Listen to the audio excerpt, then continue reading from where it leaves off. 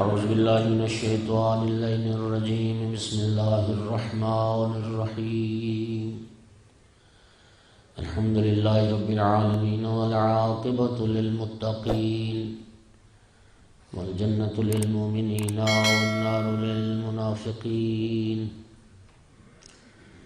الحمد للہ الذی جعلنا من المتمسکین بولایت علی بن ابی طالب واولادہ المعصومین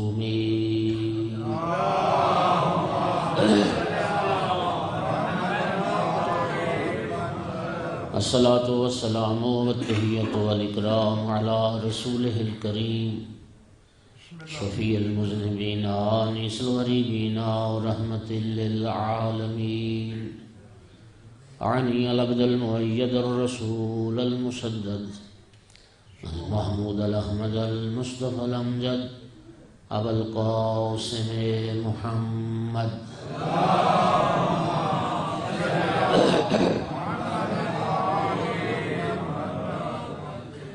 ثم الصلاة والسلام والتحیۃ والاکرام علی آلہ الطیبین الطاہرین المعصومین المنتجبین المنتخبین المظلومین لا سیما علی بقیت اللہ فی الارضین اما بعد فقال سبحانہ وتعالی فی کتابہ المجید بسم اللہ الرحمن الرحیم بقیت اللہ خیر لکم ان کنتم مؤمنین صلوات پڑھیں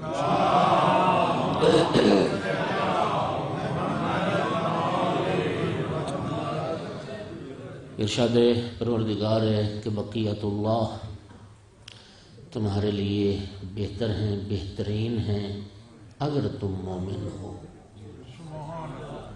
اگر تم مومن بن جاؤ تو بقیت اللہ تمہارے لیے بہترین ہے۔ یہ شب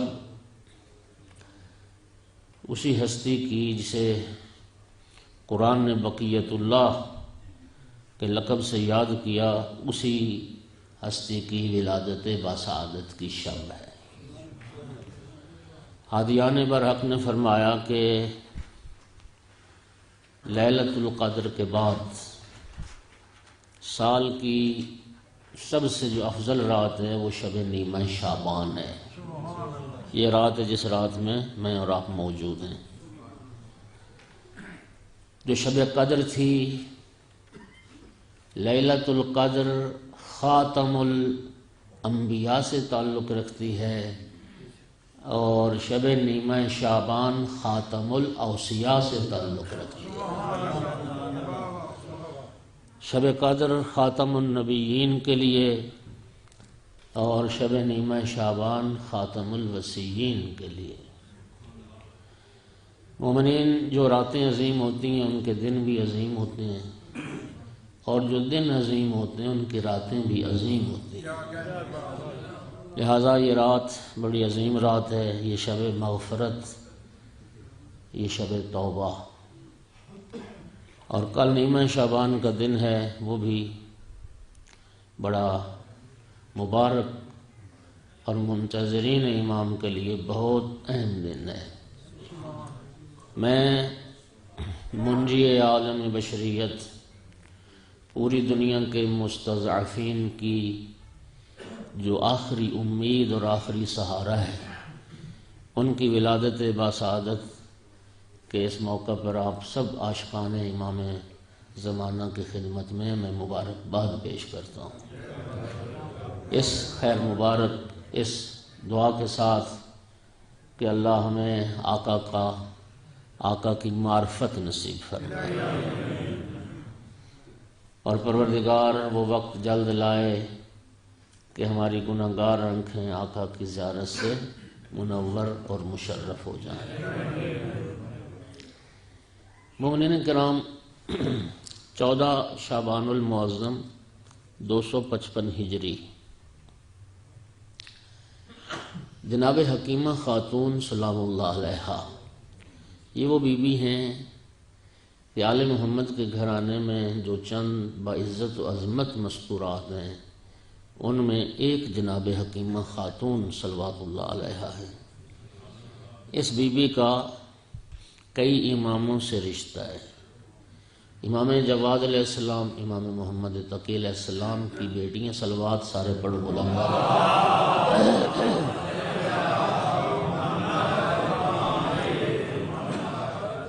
امام علی نقی علیہ السلام کی یہ ہمشیرہ ہیں۔ امام حسن عسکری علیہ السلام کی یہ عمہ یعنی پھوپھی ہیں، اور امام صاحب العصر علیہ السلام کی یہ دادی لگتی ہیں رشتے میں۔ یہ آل محمد کے گھرانے میں وہ باعزت عظمت مستور ہیں کہ امام حسن عسکری علیہ السلام نے حجت خدا کی ولادت کا راز جس بی بی کو بتایا ہے۔ چونکہ آپ جانتے ہیں کہ امام صاحب العصر علیہ السلام کی ولادت باسعادت ایک راز الہی ہے، جس طرح حضرت موسیٰ علیہ السلام کی ولادت ایک راز تھی، اسی طرح سے امام صاحب العصر علیہ السلام کی ولادت بھی ایک راز تھی۔ اس راز کی رازدار امام عسکری علیہ السلام نے صرف اپنی پھوپھی کو بنایا۔ خود بی بی جناب حکیمہ صلوات اللہ علیہ روایت کرتی ہیں کہ میں جب 14 شعبان کو غروب کے قریب جب اپنے گھر جانے لگی تو امام عسکری علیہ السلام نے فرمایا، پھوپھی اماں آپ آج رات میرے گھر میں قیام کریں۔ پھر فرماتی میں نے پوچھا بیٹا خیریت ہے؟ اس وقت امام علیہ السلام نے وہ راز مجھے بتایا۔ فرمایا پھوپھی اماں آج حجت خدا کی آمد کی شب ہے۔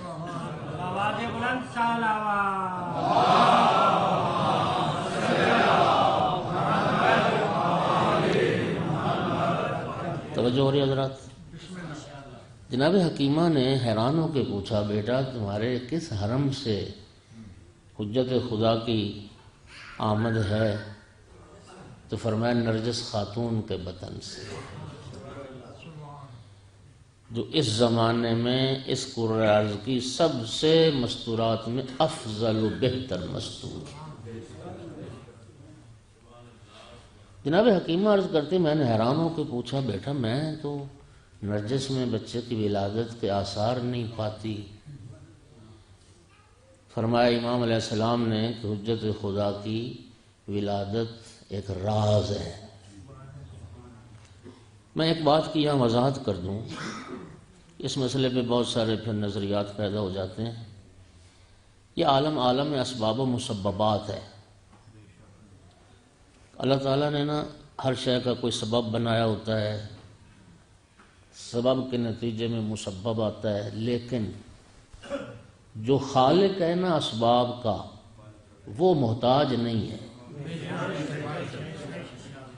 اللہ تعالیٰ نے ایک قانون تو بنایا ہے، بچہ پیدا ہوگا پہلے مرد عورت شادی کریں گے، پھر اللہ انہیں اولاد دے گا۔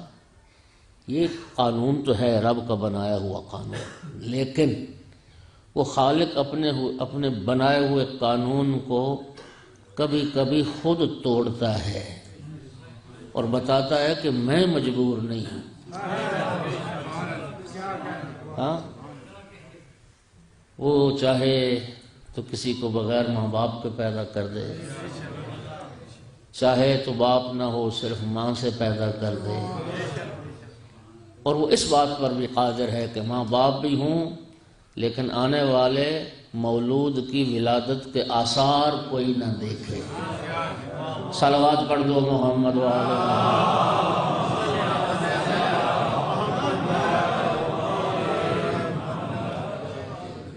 جناب حکیمہ چونکہ آج کی شب سے اس بات کا تعلق ہے تو اس لیے میں نے مناسب سمجھا کہ یہ بات میں ضرور کروں۔ بھی فرماتی ہیں وہ شب میں نے امام عسکری علیہ السلام کے گھر میں گزاری، عبادت خدا میں گزاری۔ دیکھیے یہ شب یہ آقا کی ولادت سے پہلے بھی بڑی برکت والی شب تھی، لیکن امام صاحب العصر علیہ السلام کی ولادت باسعادت سے اس شب کو 4 چاند لگ گئے۔ بی بی فرماتی ہم نے نرجس نے اس شب کو ہم اللہ کی عبادت میں گزار رہی تھی، وقت گزرتے گزرتے نماز تہجد کا وقت ہو گیا۔ جناب حکیمہ فرماتی میں نے بھی اور نرجس خاتون نے بھی نماز تہجد ادا کی۔ اب صبح کا وقت قریب ہو گیا، اس وقت میرے دل میں خیال آیا ایسے ہی کہ کہیں میرے بیٹے نے میرے ساتھ مذاق تو نہیں کیا۔ بس بی بی فرماتی ہیں کہ میرے دل میں یہ خیال آنا تھا، پس پردہ سے امام عسکری علیہ السلام نے فرمایا پھوپھی اماں شک نہ کرو، پھوپھی اماں شک نہ کریں، حجت خدا کی آمد کا وقت، ولادت کا وقت قریب ہے، آپ سورہ قادر کی تلاوت شروع کریں۔ جناب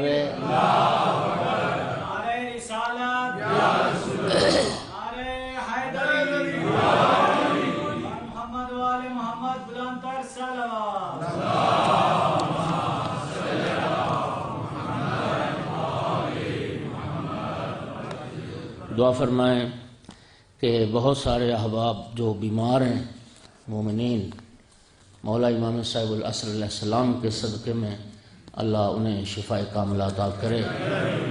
یہ بھی زوجہ سید رسول شاہ بیمار ہیں، مولا انہیں شفا کاملہ عطا فرمائے۔ ایک شہد شاہ صاحب، ان کی طرف سے بھی دعا کی التماس ہے، مولا انہیں بھی شفا کاملہ عطا فرمائے۔ بی بی فرماتی میں نے سورہ قادر کی تلاوت شروع کی، اور جب آقا کی ولادت کا وقت قریب ہوا نا تو میرے اور نرجس کے درمیان ایک نور کا حالہ ایجاد ہو گیا، اور میں دیکھ نہیں سکتی تھی نرجس کو۔ بی بی فرماتی ہیں جب وہ کیفیت ختم ہوئی نا، میری نگاہوں کے سامنے سے وہ نور کی چادر ہٹی تو میں نے کیا دیکھا، ایک بچہ جس کا سر سجدہ خالق ہے۔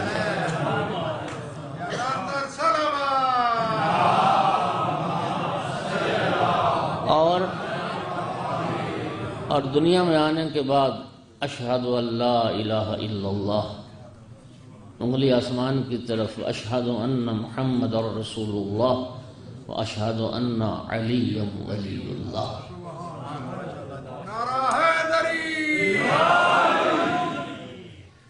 تو آپ سب کو ولادت باسعادت امام صاحب العصر علیہ السلام مبارک ہو۔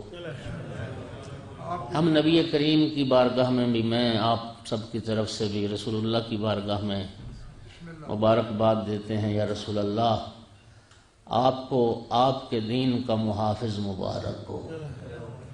ہم مولا امیر المومنین علیہ السلام کی بارگاہ میں مبارکباد پیش کرتے ہیں، آقا آپ کو آپ کی ذوالفقار کا وارث مبارک ہو۔ مولا حسین علیہ السلام کی بارگاہ میں بھی مبارکباد پیش کرتے ہیں، آقا آپ کے اور آپ کے جو رفقا تھے ان کے خون کا انتقام لینے والے کی ولادت مبارک ہو۔ امام عسکری علیہ السلام کی خدمت میں بھی اور جناب نرجس خاتون کی خدمت میں بھی آقا آپ کو، اے مخدومہ بی بی، آپ کو آپ کے بیٹے کی ولادت مبارک۔ ایک صلوات سارے حضرات بلند آواز سے پڑھیں۔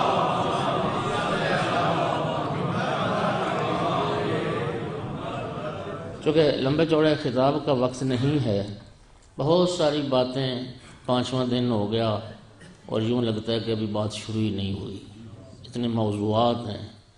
قبلہ زودی صاحب تشریف فرمائیں، انہوں نے ایک موضوع کی طرف خطبہ جمعہ میں مجھے متوجہ فرمایا، اور میں نے آغاز سے معذرت کی کہ اس دفعہ تو ظاہر نہیں ہو سکتا اس موضوع پہ گفتگو، تو اگر زندگی میں رب نے دوبارہ موقع دیا تو انشاءاللہ اس موضوع پہ ضرور گفتگو کروں گا۔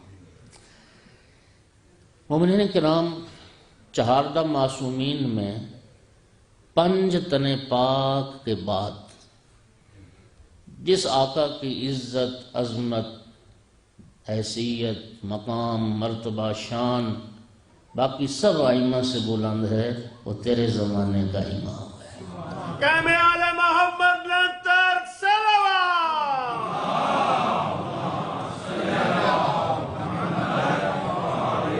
شیو آپ خوش نصیب ہیں، آپ خوش نصیب ہیں، اللہ نے خاتم الانبیاء کا امتی بنایا اور خاتم الاوصیاء کی رعیت بنایا۔ جس آقا کے ساتھ قیامت کے دن اٹھائے جاؤ گے، جس امام کے ساتھ محشور کیے جاؤ گے وہ امام مہدی عجل اللہ فرجہ الشریف کی ذات۔ اللہم صلی اللہ محمد وعلی محمد۔ اچھا، یہ جو عجل فرجہم ہے نا جی، یہ دعا ہے آقا کے ظہور میں، تعجیل کی دعا۔ آپ نے علامہ امینی کا نام سنا ہے، جنہوں نے کتاب الغدیر لکھی، حق ولایت امیر المومنین پر 11 جلدوں میں کتاب لکھی۔ خدا کی قسم، دنیا علم میں جس نے ایک انقلاب پیدا کیا، لاکھوں لوگوں کو علامہ امینی نے مولا امیر المومنین کی ولایت کا کلمہ پڑھا دیا۔ علامہ امینی فرماتے ہیں، ان کو میں نے پڑھا ہے خود، لکھتے ہیں ایک جگہ پر کہ جو بندہ درود پاک پڑھے اور درود پاک میں اللہم صلی علی محمد و آل محمد وعجل فرجہم، 12ویں آقا کی ظہور کی یہ دعا بھی ساتھ کرے، فرماتے ہیں میں کتاب الغدیر کے لکھنے میں جو ثواب ہے نا، میں اس عجل فرجہ ہم پڑھنے والے کو میں کتاب الغدیر کے ثواب میں شریک کروں گا۔ پر محمد وعلی محمد صلی اللہ اللہم صلی علی محمد وعجل فرج۔ میں نے عرض کیا کہ امام صاحب العصر علیہ السلام کا مقام و مرتبہ 5 تن پاک کے بعد سب سے زیادہ، سب ائمہ نے یاد کیا ہے، آپ صرف انتظار نہیں کر رہے۔ امیر المومنین علیہ السلام، مولا امیر المومنین کا کلام موجود ہے، آہ آہ حسرت سے،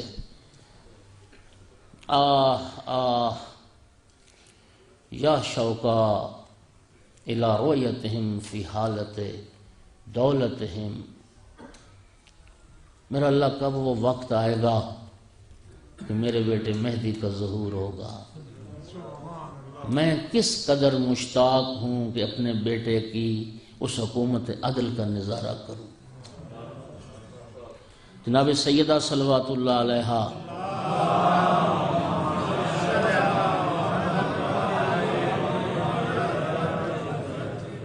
جی، امام صاحب العصر کی ایک عظمت یہ ہے کہ یہ فرزند فاطمہ زہرا صلوات اللہ علیہ بی بی کی عظمت بے بلند تر صلوات۔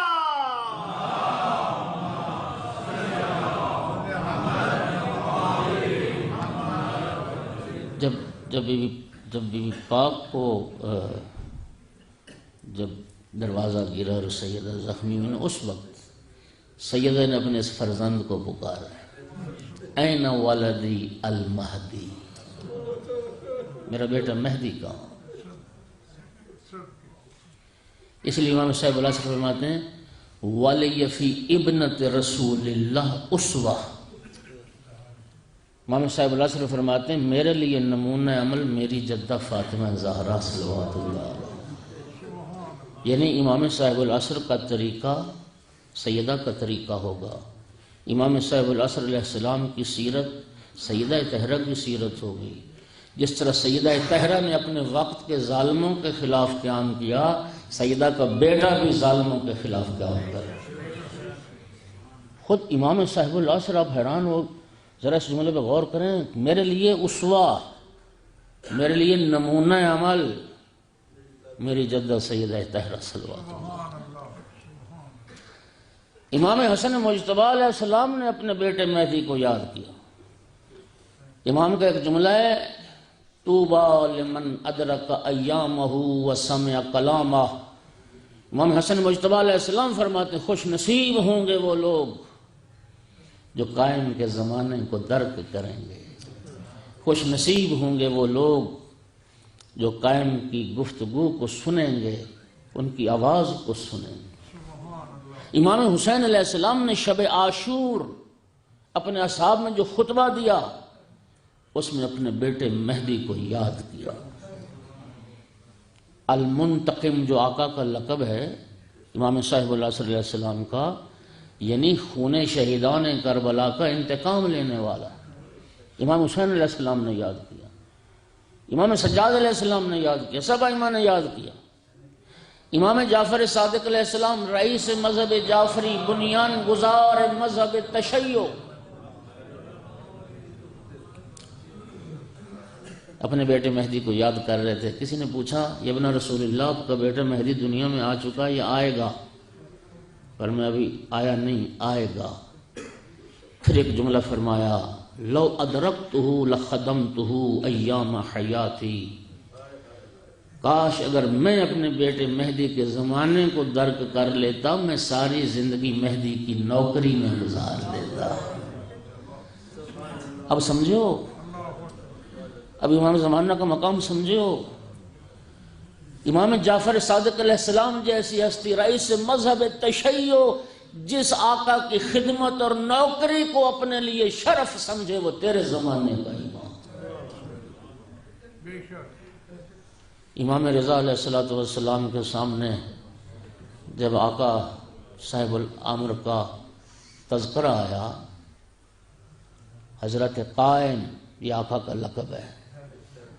اللہ جانتے ہیں امام رضا علیہ السلام فوراً یہ نام سنتے ہی کھڑے ہو گئے اور اپنا ہاتھ اپنے سر مبارک پہ یوں رکھا۔ دیکھیے، امام کا کوئی فعل حکمت سے خالی نہیں ہے۔ ابھی جمعہ کے خطبے میں جب آقا کی ذات پہ درود پڑھا جاتا ہے، باہر میں آقا پر تو آپ کھڑے ہوتے ہیں، یہ امام رضا علیہ السلام کا تعلیم کردہ طریقہ ہے، اور اس میں در حقیقت یہ ایک تمرین، ایک درس ہے۔ اور وہ درس کیا ہے؟ وہ درس یہ ہے، یہ اس غیبت کبریٰ کے زمانے میں ایک تمرین کروائی جا رہی ہے کہ جب تم غیبت کے زمانے میں امام کے ذکر پر قیام کرنا سیکھ لو گے، تو جب آقا کا ظہور ہو جائے گا اور جبرائیل ندا دے گا ہلموا الی بیت اللہ، آؤ اللہ کی بیعت کے لیے، تو پھر انشاءاللہ قیام کرنے میں دیر نہیں لگے۔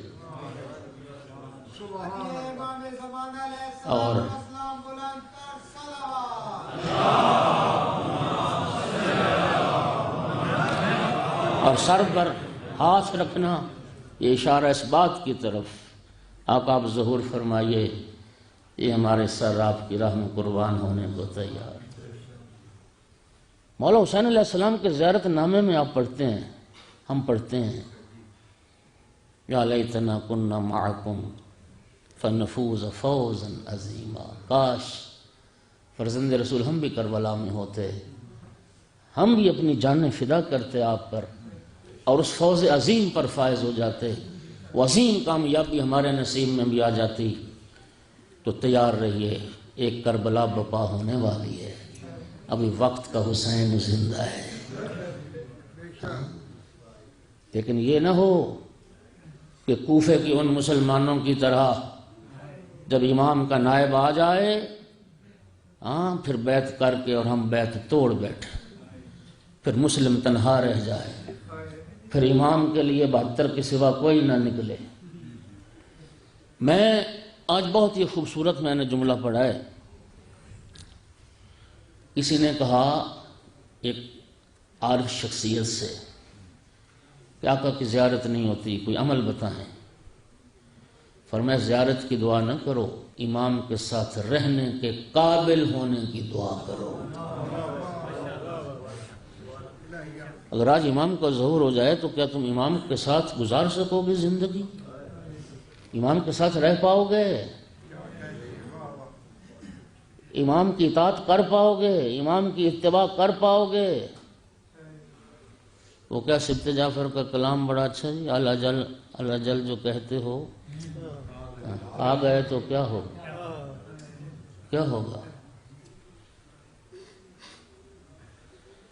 مجھے بتائیے، صرف زیارت کی بات نہ کرو، ابو لہب نے 53 سال رسول اللہ کی زیارت کی، 53 سال رسول اللہ کی زیارت کے بعد بدر میں تلوار لے کر رسول کے مقابلے میں کھڑا تھا۔ یہ ابن ملجم کون تھا؟ امیر المومنین، اپنے ہاتھوں سے جس کو دوائی دیتے تھے۔ ابن ملجم نے مولا علی کی زیارت کی ہوئی، لیکن مولا علی کا قاتل ٹھہرا۔ شمر نے امام حسین علیہ السلام کو دیکھا ہوا تھا، لیکن امام حسین علیہ السلام کا قاتل ٹھہرا۔ خدا نہ کرے، خدا نہ کرے، خدا نہ کرے ہماری جب دنیا پہ زک پہنچے تو ہم امام کے مخالف ہو جائیں.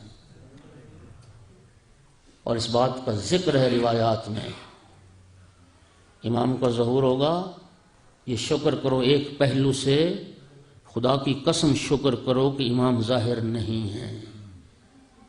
یہ ہمارے لیے سنبھلنے کا بھی فرصت ہے، خود کو سنوارنے کی فرصت ہے.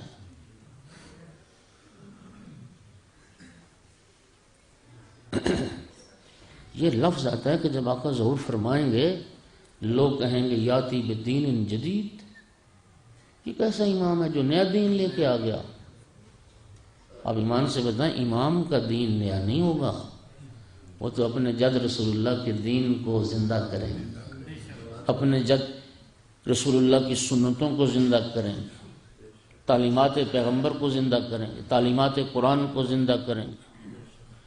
ہم حقیقی دین سے اتنے دور ہو چکے ہوں گے کہ پھر وہ دین ہمیں نیا دین لگے گا، ہم اس دین کو نیا دین سمجھیں گے.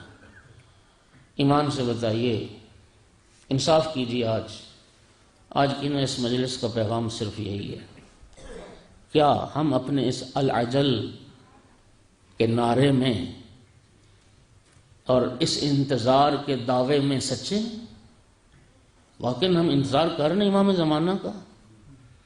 میں نے آج ایک حدیث پڑھی، وہ فارسی میں تھی، اس کے عربی متن سے اور اس کے ماخذ و منبع سے میں چونکہ وقت نہیں ملا میں اس کی تحقیق کر پاؤں، لیکن خدا کی قسم مجھے ہلا کے رکھ دیا اس نے. خود امام صاحب العصر فرماتے ہیں، پیاسے کو جتنی طلب ایک پانی کے گلاس کی ہوتی ہے، زندگی میں اتنی طلب بھی تمہیں میری ہوئی ہے.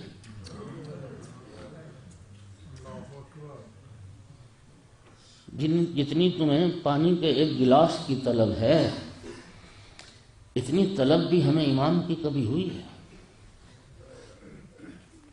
ہم کہتے ہیں امام کا انتظار کر رہے ہیں، میں کہتا ہوں جھوٹ بول رہے ہیں اپنے اس دعوے میں. ہمیں قطعاً امام کا انتظار نہیں. ہم اس امام سے ڈرتے ہیں جو امام آ جائے گا، ہمیں خوف آتا ہے اس امام سے. ایک اہل علم نے بڑی خوبصورت بات کی تھی، کتنا انتظار ہمیں امام کا، کتنا یاد کرتے ہیں امام کو، اور جو یاد کرتے ہیں وہ صرف اپنی حاجات کے لیے کرتے ہیں، وہ اپنی ضرورتوں کے لیے کرتے ہیں. دیکھیے امام کی زیارت بہت بڑا شرف ہے، اس سے انکار نہیں ہے،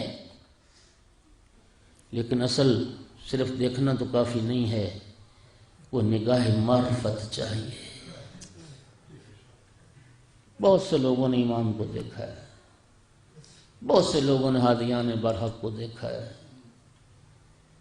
لیکن وہ نگاہ معرفت چاہیے. ایک اہل علم نے بڑی خوبصورت بات کی، تمہارا ایک چیک گم ہو جائے، چیک،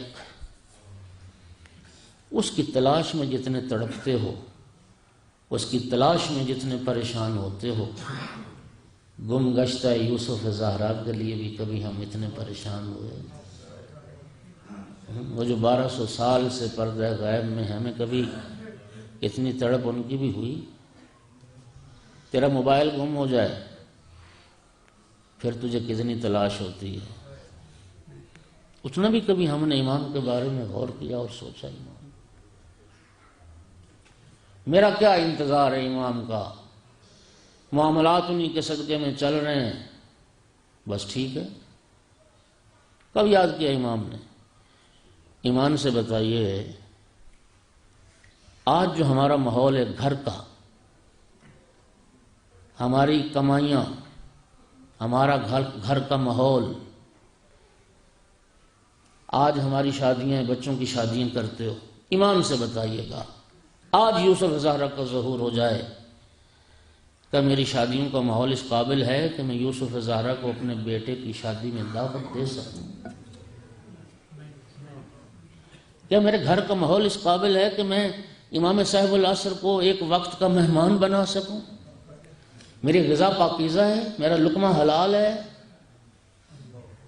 میرے گھر میں پردہ ہے، میرے گھر میں محرم غیر محرم کا اختلاط تو نہیں؟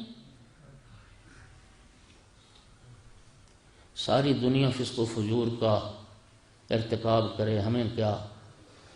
لیکن جو کہتے ہیں کہ ہم ہیں شیعیان اہل بیت، ہم امام زمانہ کے ماننے والے ہیں اور امام زمانہ کو یاد کرنے والے ہیں، ان کے گھروں کا ماحول ایسا ہو، ہماری بچیاں بے پرد ہوں، ہمیں شرم و حیا ختم ہو جائے، اور ہم اپنی محافل میں، شادیوں میں یا دوسرے جو ہمارے گھروں میں ہوتے ہیں اس طرح کے مراسم، ہمیں وہاں محرم غیر محرم کی تمیز ہی ختم ہو جائے۔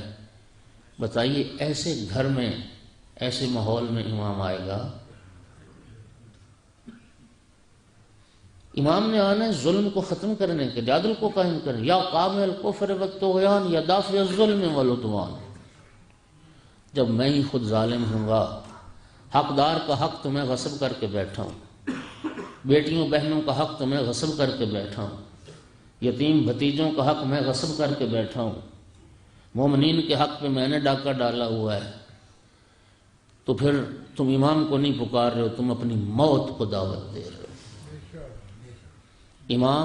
امام عادل ہے نا، ہمارا امام کوئی بھی امام پارٹی باز امام نہیں ہے، امام عادل ہے، امام عادل۔ تو کیا پھر بتائیے ہم برداشت کر پائیں گے؟ اس لیے روایات میں آتے کثیر تعداد مخالف ہو جائے گی، خدا نہ کرے ہمارا انتظار یثرب کے ان یہودیوں جیسا انتظار ہو جو اپنی آسمانی کتابوں میں آخری نبی کی علامات اور آخری نبی کے وطن کی نشانیاں، کہ جو آقا کا وطن ہوگا یثرب، کھجوروں کے باغات ہوں گے، یہ نشانیاں ہوں گی، وہ ساری نشانیاں دیکھ کے یہودی آقا کے اعلان رسالت اور ولادت سے پہلے یثرب میں آ کے آباد ہوئے تھے کہ جب آخری نبی آئے گا ہم آخری نبی کے یار و یاور بنیں گے۔ اور جب آقا آ گئے اور جب دیکھا کہ یہ تو ہماری چودراہٹ، ہماری سود خوری، ہماری حب دنیا، اس کی راہ میں یہ رسول تو رکاوٹ بنے گا، وہی جو آقا کے انتظار میں آئے تھے وہی سب سے پہلے رسول اللہ کے دشمن، صف اول کے دشمن۔ خدا نہ کرے ہمارا امام صاحب العصر کا انتظار ایسا انتظار ہو کہ کل آقا تشریف لیں اور ہم ہی امام کے مخالف ہیں، کدھر جائیں گے ہم؟ میرا گھر اس قابل ہے کہ میں امام کو ایک وقت کا کھانا کھلا پاؤں، جہاں حلال و حرام کی تمیز نہ ہو۔ یہ تو اس گھرانے سے تعلق رکھتی ہے جس کی طہارت کی گواہی رب قرآن میں دیتا ہے، جن ہستیوں سے اللہ نے رجس کو دور رکھا ہے۔ آج ہماری مجالس کا جو ماحول ہو گیا، سوشل میڈیا کے ہوتے ہوئے کون سی چیز آپ سے چھپی ہوئی ہے، کون سی بات آپ سے مخفی ہے؟ امام کے نام پر محفل ہے، اللہ جانتا ہے۔ مجھے نا آج آپ سارے تائید کرو گے میری بات کی، ہندوؤں کے اس طرح کے ناچ گانے کے پروگرام اور ہمارے شیعوں کے جشن کے نام پہ پروگرام، خدا کی قسم کوئی فرق نہیں نظر آتا۔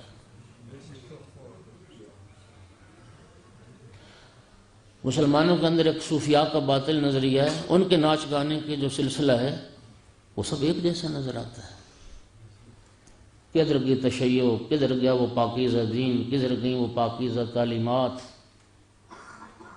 کتنا یاد کیا میں صرف ایک مثال کے ذریعے سمجھاتا ہوں۔ تیرا بیٹا ایک دن سکول سے نہ آئے، ایمان سے بتائیے گا کہ تمہاری حالت کیا ہوگی؟ میرا خیال ہے کوئی جگہ ایسی ہم نہیں چھوڑیں گے جہاں بیٹے کے بارے میں معلومات نہ کریں، اساتذہ سے پوچھیں گے، اس بچے کے دوستوں سے، ان کے گھر والوں سے، کہیں کسی دوست کی طرف نہ چلا گیا ہو، قرب و جوار کی مارکیٹوں میں تلاش کرتے کرتے ہر تھانے میں، ہسپتالوں تک جائیں گے تلاش کرتے ہوئے، خدا نخواستہ طرح طرح کے خیالات اٹھیں گے، طرح طرح کے وہم آئیں گے، اور سارے وہم دور کرنے کے لیے انسان جائے گا۔ میں دعوے سے کہتا ہوں جس ماں باپ کا بچہ رات تک گھر نہیں نہ آیا، اس رات کو ماں باپ کھانا نہیں کھائیں گے. یہ ہے یا نہیں؟ اس ماں باپ کو کھانا اچھا نہیں لگے گا جن کا چند گھنٹوں سے بچہ پتہ ہی نہیں ہے کہاں ہے. رات گزر جائے گی، سارے رشتے دار بے قرار ہو جائیں گے، سارے عزیز و اقارب، ہر کوئی اپنے طور پر کوشش کر رہا ہوگا کسی طرح سے بچے کا سراغ ملے. ماں باپ چھپ چھپ کے روئیں گے، خاندان والے گریہ کریں گے ایک رات بیٹے کی جدائی پر، اور وہ جو 1200 سال ہم سے جدا ہے. ہم اس 1200 سال میں ایک دن بھی یوسف زہرا کے لیے ہم تڑپے؟ ایک دن بھی میں نے امام کے لیے آنسو بہائے؟ ایک دن بھی امام کی جدائی کو میں نے اس طرح سے محسوس کیا؟ جبکہ یہ میں جانتا ہوں میری زندگی کے تمام پہلو، میرا رزق، میری اولاد، میرا تخت بخت، میرا گھر بار، میری تمام ٹھاٹھ، میرا عیش و آرام، اور جہاں اور جو کچھ ہے اس دنیا میں میرے لیے، یہ سب اسی کا صدقہ ہے جس کی یاد سے ہم غافل بیٹھے. بر محمد وآل محمد صلوات.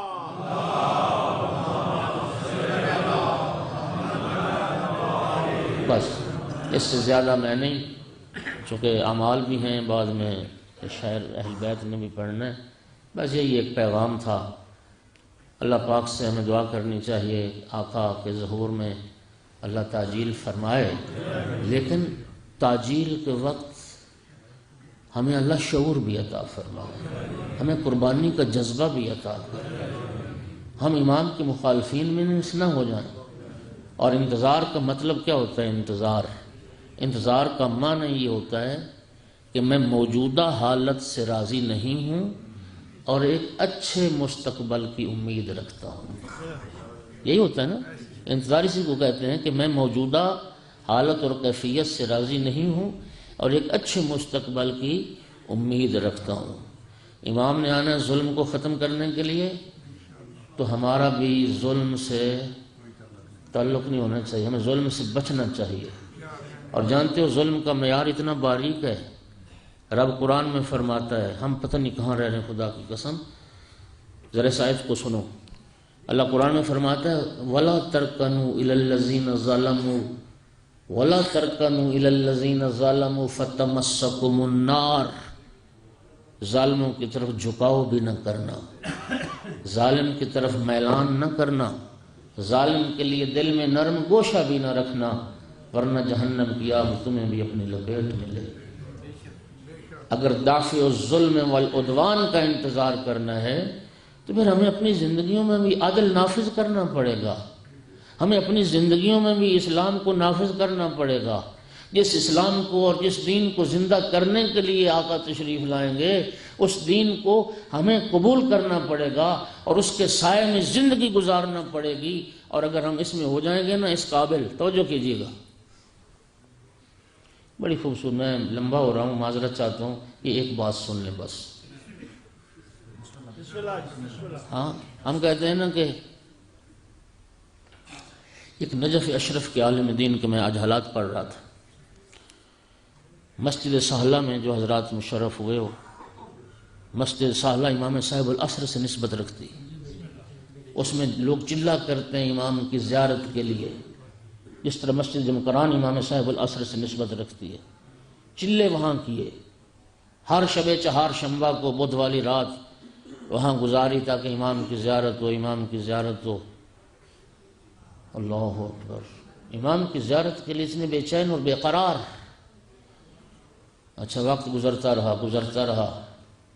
ایک دن کسی نے آ کے پیغام دیا، امام کی زیارت کرنے چاہتے ہو فلاں لوہار کی دکان پہ چلے جاؤ، اس وقت امام وہاں بیٹھے. وہ عالم دین کہتا ہے میں وہاں گیا، سلام کیا، سلام کا جواب ملا، اشارہ ہوا، خاموش، بیٹھ گیا. ایک عورت آئی بوڑھی، لوہار کی دکان تھی، کہنے لگی میں نے یہ تالا میرا چابی اس کی گم ہو گئی، باقی ٹھیک ہے، اس کو میں فروخت کرنا چاہتی ہوں، مجھے 3 روپے دے دو، مجھے 3 روپے کی ضرورت ہے. وہ لوہار کہتا ہے بی بی یہ اس کی نا میں تمہیں 2 روپے کی چابی بنا دیتا ہوں، یہ 10 روپے کا تالا ہے۔ کہتی مجھے چابی نہ بنا کے دو، مجھ سے نہ 3 روپے کا خرید لو، میں سارا بازار پھر کے آئی ہوں، کوئی بھی مجھ سے 3 روپے میں لینے کو تیار نہیں ہے۔ کہتا اچھا بی بی پھر میں تجھ سے معاملہ کرتا ہوں، 1 روپیہ میں نفع رکھوں گا، یہ 8 روپے کا تالا ہے تیرا، 7 روپے میں خریدتا ہوں تجھ سے، 7 روپے میں تجھ سے خریدتا ہوں۔ وہ کہہ رہی مجھے 3 روپے دو، وہ کہتا ہے نہیں یہ تیرا تالا 7 روپے کا ہے، 7 روپے تجھے دوں گا۔ 7 روپے اس نے دیے۔ امام علیہ السلام نے اس عالم دین کی طرف فرمایا، دیکھ کے فرمایا جب تم اس طرح ہو جاؤ گے نا، جب تمہارے کردار میں اتنی پاکیزگی آ جائے گی پھر تمہیں میرے پاس آنے کی ضرورت نہیں، میں تیرے پاس آ جاؤں۔